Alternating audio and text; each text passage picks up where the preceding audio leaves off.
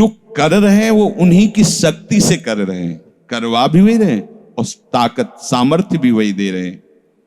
कभी किसी भी अच्छे विचार या अच्छी क्रिया में अपने को भूल कर भी कर्ता मत मानना, तो बुरी क्रिया कभी होगी ही नहीं। बात पकड़ो। यदि अच्छी क्रियाओं के कर्ता आप बनोगे तो बुरी क्रियाओं से बच नहीं सकते। अगर अच्छी क्रियाओं को देख रहे हो कि प्रभु करा रहे, तो बुरी क्रियाओं का संकल्प ही नहीं उदय होगा। अहम गलित हो गया तो अहम में ही तो सारे विकार रहते हैं। हर समय प्रभु के सामने कृतज्ञ रहो। कितनी कृपा, क्या हमसे लेना है आपको, आप तो पूर्ण काम हो, हमें इतना दुलार कर रहे हो। बलिहारी प्रभु, वो बार बार मन उनके चरणों में लौटता रहता है। प्रभु का विधान सर्वज्ञता से पास हुआ है। वो खूब आगे की, पीछे की, मध्य की सब बात सोच करके उन्होंने आपके लिए विधान किया है।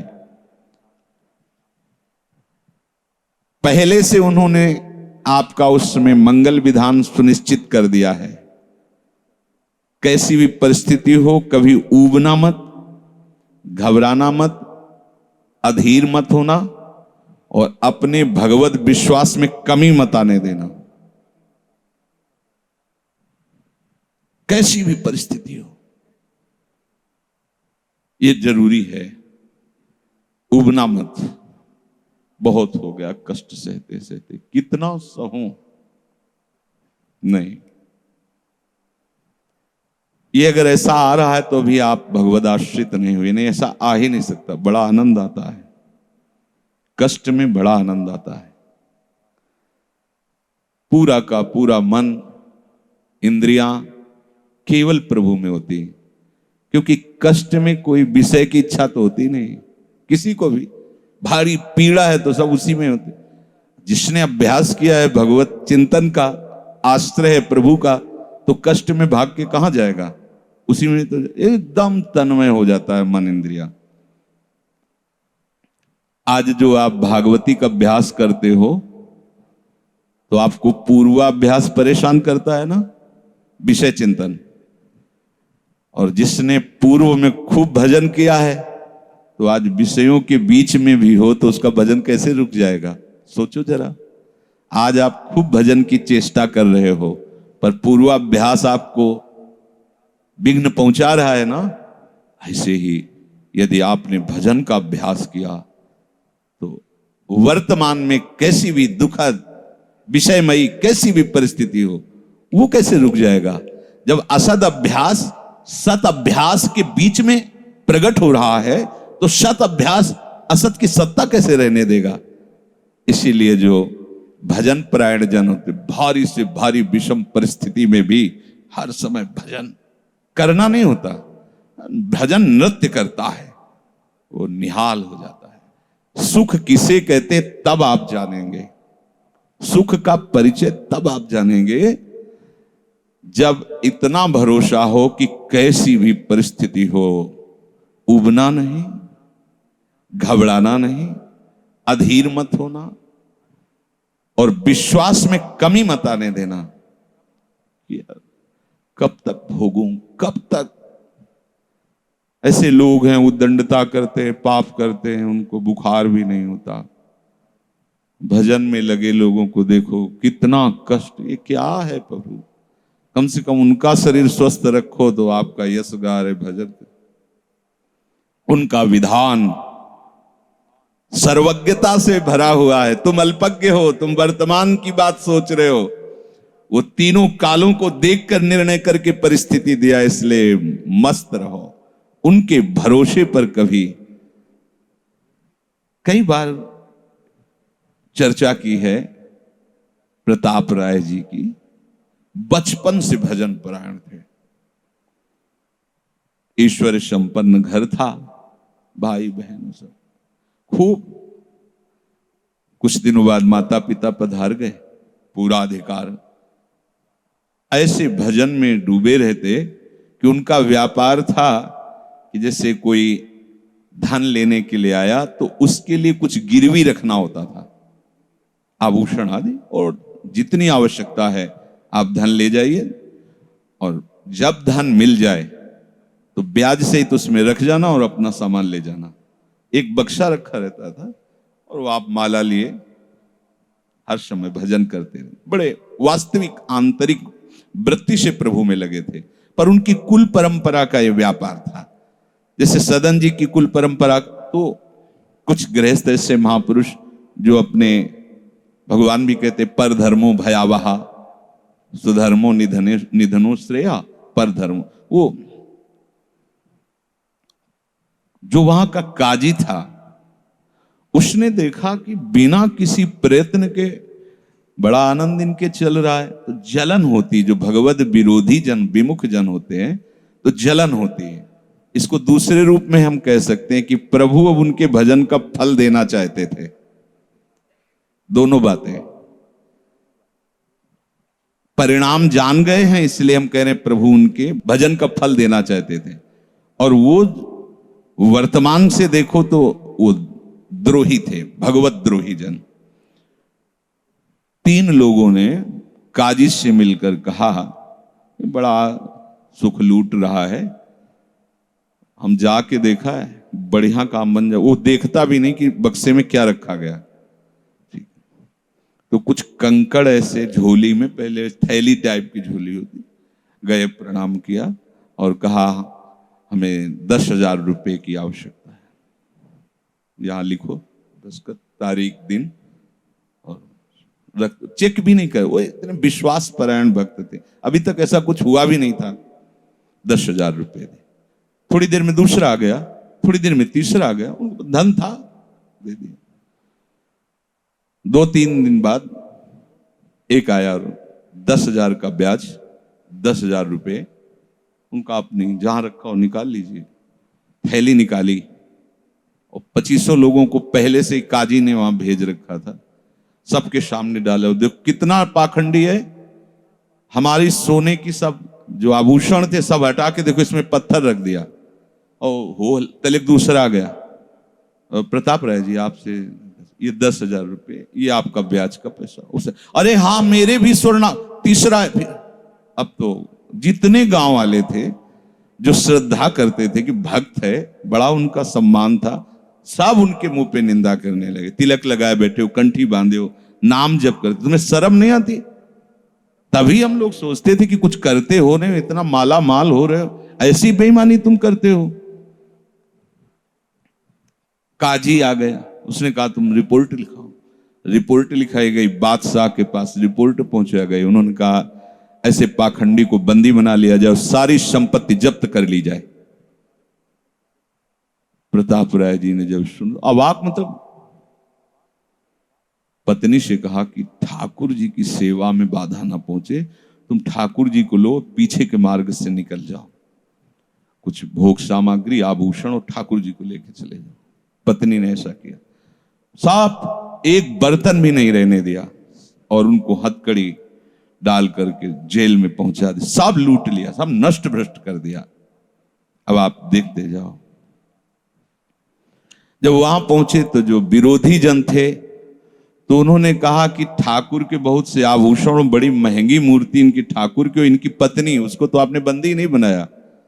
सरकारी सैनिकों ने खोज की तो अपने मायके चली गई थी, वहां से उनको बंदी बनाया। ठाकुर जी को ला करके जहां धन का स्टॉक था वहां रख दिया, आभूषण सब उनके, दोनों को एक जगह हथकड़ी बेड़ी डाल के वो ठाकुर जी से एकांत में जेल में कहने लगे कि ये सब लीला तो हमें बर्दाश्त है,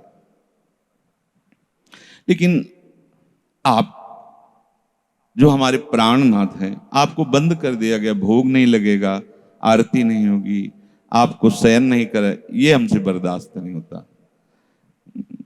प्राण हमारे ले लो, हम आपकी सेवा के बिना नहीं रह सकते। मुझे ये जो कुछ किया इस तो बर्दाश्त है, पर आप हमारे पास नहीं, आपकी सेवा नहीं, और जीवन भर कुल परंपरा से आपकी सेवा होती, नाथ ये मुझसे बर्दाश्त नहीं होता। विकल होकर के रोए। तो वहीं गलबैया दिए प्रिया प्रीतम जेल में ही प्रकट हो गए, निहाल कर दिया। फिर आगे जो बड़ा चरित्र है, हम ये बताना चाहते हैं कि देखने में तो हमें लगा कि देखो ऐसे महान भक्त के जीवन में कैसी परिस्थिति आई, पर परिणाम देखकर हम ये कह सकते हैं कि ये फल वृत्ति आई, पूरे जीवन के भजन का फल कि सच्चिदानंद प्रभु का साक्षात दर्शन, साक्षात ऐसी महान स्थिति आगे उनकी वर्णन है। या कह रहे कि ऊबो मत, घबराओ मत, अधीर मत हो, विश्वास में कमी मत होने दो। अब प्रभु ने क्या देखा कि इसे ना संपत्ति के हरण का दुख है और ना इसे किसी सम्मान नष्ट का, पूरे जीवन भर सम्मानित रहे, गांव के सब भगत जी हैं, सब मिटिया मेट हो गया, इस बात का कोई दुख नहीं, केवल मेरी सेवा का सुख। आगे चरित्र में आता है फिर उन्होंने जो लीला की कि बादशाह चरणों में झुका, पूरी समाज के सामने उन तीनों ने स्वीकार किया मैंने कपट किया, फिर जय जयकार। ये तो उनके एक मिनट का काम होता है, ये उनका तिनके को ब्रह्मा बना देना, ब्रह्मा को तिनका बना देना, ये उनका तो खिलवाड़ होता है। इसलिए कभी विश्वास कम मत करना, क्योंकि ऐसी परिस्थिति आ सकती है कि आपको लगेगा कि अगर भगवान होता, मान लो वहीं थोड़ा सा नकारात्मक सोच कर ली जाए कि ऐसा क्या, जीवन भर आपसे प्यार करके भजन, इतनी भारी बेइज्जती, ऐसा ऐसा। भक्त अगर ऐसा चिंतन करता है तो शरणागति नहीं, क्योंकि शरणागति में विपरीत चिंतन की जगह नहीं होती, शरणागति में संशय नहीं होता। उसकी कृपा के असंख्य रूप हैं, वो आवश्यकता अनुसार जब जहां जैसे चाहेगी वैसा रूप रख लेगी।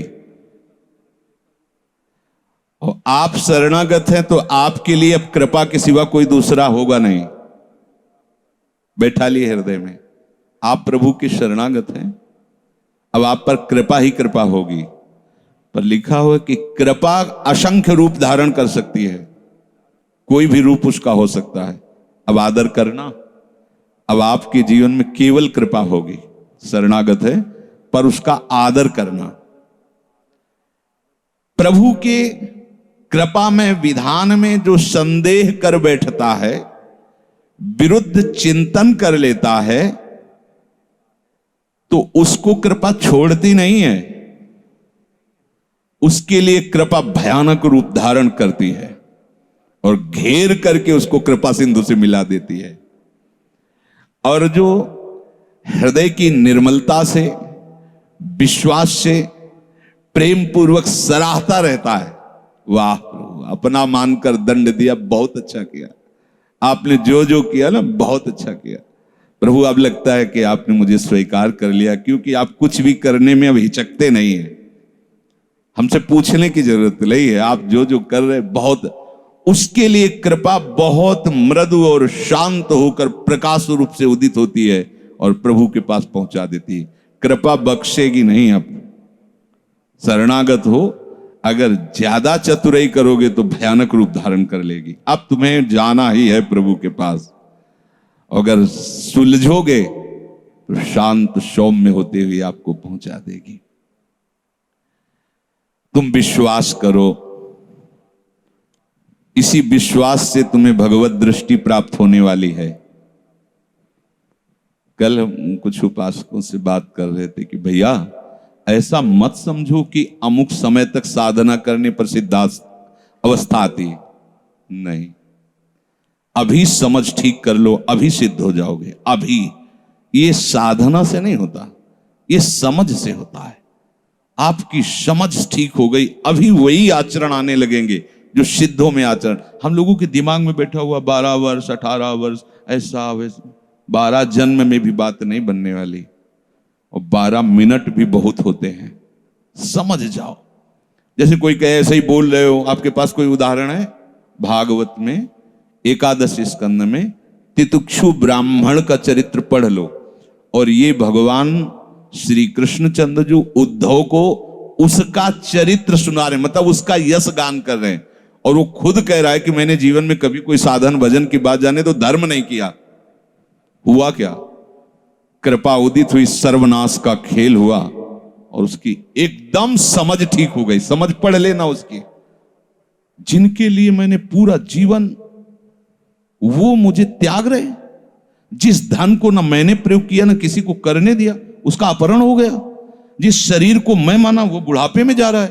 ये हो क्या रहा है? समझ ठीक हुई, उसी समय वो ऐसी स्थिति का महापुरुष हो गया कि भगवान उसका यशगार। बोलो क्या साधना? समझ। रत्नावती जी ने क्या साधना की? दासी ने जब बताया तो हिमालय में जाके उन्होंने पद्मासन लगा के कोई साधना की क्या? दासी ने बताया कि सबका प्रीतम परम सुंदर करुणामय बिहारी जो है, बस समझ पकड़ लिया बिहारी। और महान सिद्ध। अपने लोग ऐसी धारणा बनाए हुए कि धीरे धीरे विषय छूटेगा, कामनाएं छूटेंगी, इतने वर्ष कम से कम, ऐसा वैसा। कुछ नहीं, अभी एकदम स्वीकार करो, आनंद पूर्वक चल दो। स्वीकृति का सारा चमत्कार है, अंदर से स्वीकार कर लो। अब तुम्हें ध्यान दीजिए, वही पदार्थ, वही परिस्थिति, वही कार्य प्राप्त होगा जिससे तुम्हारा मंगल होगा। काहे को खोपड़ी लड़ाते हो? कितना आनंद है। वही पदार्थ, जय राधा वल्लभ। जो गीता जी में वर्णन कर रहे थे कि यदि विषय का राग पूर्वक चिंतन किया जाए तो चिंतन मात्र से सर्वनाश हो जाता है। उसी के आगे श्लोक का वर्णन किया कि यदि राग द्वेष रहित होकर विषय का सेवन किया जाए तो हृदय की स्वच्छता, हृदय का प्रसाद, और प्रसादे सर्व दुखा नाम हानिरस्य उपजाति। बात पकड़ो। अब तुम्हें वही पदार्थ, वही क्रिया, वही सानिध्य मिलेगा जिससे तुम्हें मंगल में भगवान के दर्शन की योग्यता प्राप्त होगी। अच्छा बताओ, छोटा सा बच्चा जिसके पंख नहीं निकले वो क्या करेगा? शुद्ध शरणागति का स्वरूप अजात पक्षा यु मातरम खगा। तो आप शुद्ध शरणागति तो बनना चाहते हैं ना? उस बच्चे की योग्यता कितनी है? चे चे करके केवल मां की तरफ देखना, तो राधा राधा बोल के केवल लाडली जी की तरफ देखना। हमारी उस बच्चे पर यदि कोई प्रहार करने के लिए जीव आ रहा है तो माता पिता का कर्तव्य है, उससे तो पंख ही नहीं निकले तो अपना बचाव क्या करेगा? तो काम क्रोध लोभ आदि यदि आप पर आक्रमण कर रहे हैं तो आप बचाव कहां करने लायक हैं? तो आप इधर चे चे करके देखिए, राधा राधा राधा राधा राधा। और सही पूछो, जब ऐसी शरणागति आएगी तो आएंगे ही नहीं। वो भी भगवत प्रेरित आते हैं, भगवत प्रेरित। नहीं, देवर्षि नारद जी के हृदय में कहां काम था? पूरी लीला करके काम हार गया। और जब अहंकार आ गया तो छूट दे दी, तो देख लो क्या हो गया। समझना बस। सारी ये जो परमार्थ का खेल है ये सब समझ का है। आश्रय से जो भगवान कहते हैं कि बुद्धि योगम ददामिते, बस ये बुद्धि योग हो गया कि मस्त हो जाओगे। तेषाम सतति युक्तानाम भजताम प्रीति पूर्वकम ददामि बुद्धि योगम तम। अब जो भी पदार्थ, जो भी क्रिया, जो भी सानिध्य, वो कृपा के द्वारा होगा। अब हमें उसमें न राग करना न द्वेष करना है। और इसका परिणाम क्या बताया? हृदय की स्वच्छता, परम प्रसाद और बुद्धि का भगवान में स्थित हो जाना। अब वो प्रतिकूल हुआ या अनुकूल हुआ? अगर प्रतिकूल हुआ तो आपने सोचा गलत सिद्धांत। अगर ये बात हम ना माने होते तो इससे सावधान रहते तो हमारा होना था। प्रभु का विधान था, उसमें कुछ है, बाद में देख लेना। उसका वो परिणाम होगा जो तुम नहीं निकाल सकते थे। उस प्रतिकूल पदार्थ, वस्तु, व्यक्ति के सानिध्य से वो ठीक हुआ है जो ठीक होना था। प्रभु ने भेजा है। अब तो तुम निश्चिंत हो जाओ, अब भय ना करो। समझना? प्रभु सर्वज्ञ हैं, तुम उनके भरोसे हो गए हो। आप कोई तुम्हारा मंगल कर ही नहीं सकता। बोले काम आता है, क्रोध आता है, गंदी बातें मन में रहती हैं। कहा जाता है जब ये तक हृदय में रहेंगे तब तक तुम्हें भगवत प्राप्ति नहीं होगी। शास्त्रों में खूब खुला वर्णन है, चाहे जहां देख लो। त्रिविधम नरकस्येदम द्वारम नाशन मात्मनः कामः क्रोधा तथा लोभा। तस्मादे त्रयम त्यजेत, काम क्रोध मद लोभ शब नाथ नरक के पंथ। पर इसके बीच की हम एक रहस्यमयी बात आपको बताते हैं। यदि आपने भरोसा लाडली जी का कर लिया है और ये हैं, तो इनकी सत्ता नहीं, ये आने जाने वाले हैं और इनसे कुछ भी आपका नहीं बिगड़ने वाला। भरोसा इनका, ये तर्क वितर्क की बातें नहीं है, ये श्रद्धा विश्वास की बातें हैं। और धीरे धीरे एक दिन आप महात्मा बन जाओगे। देख लेना, विश्वास करना। कुछ बातें ऐसी होती जो यहां की होती हैं, क्योंकि पूरा जीवन जिए हैं तो उसको देखा है। पढ़ी लिखी बातों को जब तक अनुभव में नहीं किया जाता तो ठीक से समझ में नहीं आती। अब जैसे ये बात केवल समझ में आ जाए कि निर्विकार हृदय ही भगवत प्राप्ति की योग्यता, बढ़िया बढ़िया शब्द है, लेकिन जीवन में देखा है कि इसमें विकार है। जीवन में देखा है इसमें बहुत सी घृणित बातें रही और कसर रखा नहीं साधन में, भजन में, साधन में, उपासना में। गुरु कृपा से छूट नहीं दी। जीवन हो गया 5 मिनट भी इसको छूट नहीं दी। हर समय जैसे दुश्मन पर सवार रहे। देखो बीमार हैं, बुखार, ये दुनिया का सब नाट, छूट नहीं। अगर थोड़ी भी सांस है, चलने की हिम्मत है तो चलेंगे। ऐसा नहीं कि बीमार हूं पड़ा, नहीं, हिम्मत है तो बैठेंगे, चिंतन सब। पर विकार देखा है, काम भी देखा है, क्रोध भी देखा है, 20 वर्ष बाद भी ममता को भी देखा है। अब हम क्या करें? निराश होकर बैठ जाएं क्या? नहीं। तो भगवत प्राप्ति तो होगी नहीं। 20 वर्ष से चलते रहे, ममता भी देखा पीछे, काम भी देखा, क्रोध। अब क्या करें? बिल्कुल निराश मत होना। ये वो विधान चल रहा है जो आपको सच्ची शरणागति में पहुंचाएगा। पक्का, बिल्कुल, ये अनुभव की बात कह रहा हूं, इसमें कोई क्यों में करने की जरूरत नहीं। आपको निश्चित भगवत प्राप्ति होगी। काम क्रोध ये स्फुरित होते रहें तो भी आपको निश्चित भगवत प्राप्ति होगी, क्योंकि आपने आश्रय लिया है लाडली लाल का। इस पर किसी का तर्क नहीं चलेगा। जैसे कोई कहे, तुम्हारे कहने से होता है, पता नहीं तुम्हारी छाती का अनुभव गलत हो तो। ठीक वैसे ही विषयों का सेवन करने वाला सुग्रीव, ठीक वैसे ही मदांध बाली, वो नहीं जानता भगवान को। भगवान सुग्रीव नहीं जानता। हनुमान जी कहते हैं कि महापराक्रमी चक्रवर्ती सम्राट महाराज दशरथ जी के पुत्र भगवान श्री राम हैं। इनसे मित्रता कर लो तो तुम बाली के भय से क्या, कोई भी तुम्हें भयभीत नहीं, काल भी भयभीत नहीं कर सकता। हनुमान जी पर विशेष श्रद्धा और विश्वास सुग्रीव का था, बहुत प्रीत है। एक तरह से उनके मंत्री हित, जैसा वो आदेश करते थे वैसा। एक भक्त पर विशेष श्रद्धा ने प्रभु से मित्रता करवाई, सामने अग्नि को साक्षी करके। ये इसके सुग्रीव के लिए नहीं, अग्नि को साक्षी करवाया भगवान के लिए कि आप निर्वाह करना। हनुमान जी बहुत भक्त चतुर होता है। फिर भी वो कह रहा कि ये मार देंगे बाली को। हनुमान जी, कैसी बात करते हो, इन पर संशय करते हो? बोले नहीं, अगर ये हमारा संशय मिटा दे तो मैं भय रहित हो जाऊं। क्या? ये ताड़ के वृक्ष हैं, एक बाण में ही एक दुंदुभी राक्षस जो क्या था, उसकी अस्थियां और ताड़ को बेच दें तो मैं मान लूंगा कि बाली को मार सकते हैं। भगवान का अमोघ बाण, हा मेरे प्रीतम हो, ये भक्ति है। एक महान भागवत शरणागत करवा रहा है, एक महान भागवत, लेकिन वो अपनी हर बात में प्रभु को जब खरा देख लेता है, वो अपना कहीं खरा नहीं है। आप देखते जाओ, भगवान ने बाली का उद्धार किया। जब प्रभु का तीर उसके हृदय में धसा हुआ है, प्रभु को देखा तो हृदय प्रीति, मुख वचन कठोरा। भगवान की तरफ देखकर हृदय में तो अपार प्रीति का, हो भाग्य हो भाग्य। क्योंकि चलते समय उसकी पत्नी ने बता दिया था होश में, जो भगवान है वही है, दूसरा नहीं। उनका भगवान समदर्शी, मेरे से बैर क्यों करेंगे? कोई सुग्रीव इतना बड़ा भगत तो है नहीं, बचपन से जानने, दोनों भाई हैं, दोनों एक जैसे हैं, तो मैं बैरी हूं और वो प्यारा हो, ऐसा क्यों हो सकता है? वो तो समदर्शी।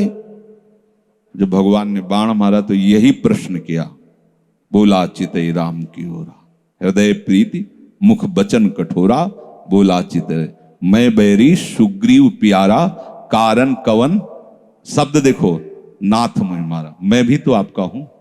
नाथ शब्द दासत्व से, मैं भी तो आपका हूं, प्रभु मुझे मारा और इसको आपने प्यार किया, क्या खास बात थी? तो भगवान ने यही बताया कि तुमने सुन रखा था कि मेरी शरण में आ गया है, बस। अब आप देखो क्या नहीं है सुग्रीव के पास। और आगे उसी चरित्र के सर्वज्ञ लेखक गोस्वामी श्री तुलसीदास जी लिखते हैं कि जेहि अग बधेउ व्याध जिमि बाली, सोई सुकंठ पुण्य कीन कुचाली। कुचाली शब्द, वही कुचाल की। इसकी व्याख्या नहीं करनी है, केवल समझना है। महाभागवत परम वंदनीय विभीषण जी, सोई करतूती विभीषण केरी, सपन हो राम तिंत जन अवगुण प्रभु मान न काऊ, दीन बंधु अति मृदुल स्वभाव, रहत न प्रभु चित चूक किए की, करत सुरत सहबार ये की। इसने मुझे अपना माना बस। और ये तो हरि का स्वभाव वर्णन किया। और लाडली जो हरि के वात्सल्य समुद्र की सार, वात्सल्य समुद्र सार। यहां तो नेक हो न रिसको भूल हो न हो सके। ये कभी हृदय में सोचना कि मेरा हृदय विकारी है, तो पहली गलती तो आपने हृदयेश्वर के नाम ही हृदय नहीं किया। और दूसरी बात, अब मुझे परवाह क्या है? जब उन्होंने कहा मैं तुम्हें पास कर दूंगा, तो मुझे परेशानी क्या है? ककारा भी लिखना नहीं आता, उन्होंने अच्छे से नंबर ऊपर रख दिए तो हमारा काम बन गया। तो हमें अपनी शरणागति पर कभी अविश्वास नहीं करना। हमें अपनी स्थिति को देखकर कभी अपने प्रभु पर प्रश्नवाचक चिन्ह नहीं लगाना, तो इसका परिणाम होगा भगवत प्राप्ति। बिल्कुल आप अच्छे से समझ लो, हमारी आपकी बुद्धि एक भुनगे की तरह है और यात्रा ऐसी कि गरुड़ भी नहीं पार कर सकते। जाना वहां है जहां गरुड़ भी नहीं पार कर सकते। चाहे जितना उड़ान उड़े, आकाश का ओर छोर नहीं। जहां भी जाएंगे आकाश मिलेगा, भुनगा कितना उड़ेगा। अब क्या करें? वो वहीं से पुकारे, वो उनको आने में देर नहीं है, उनको आने में।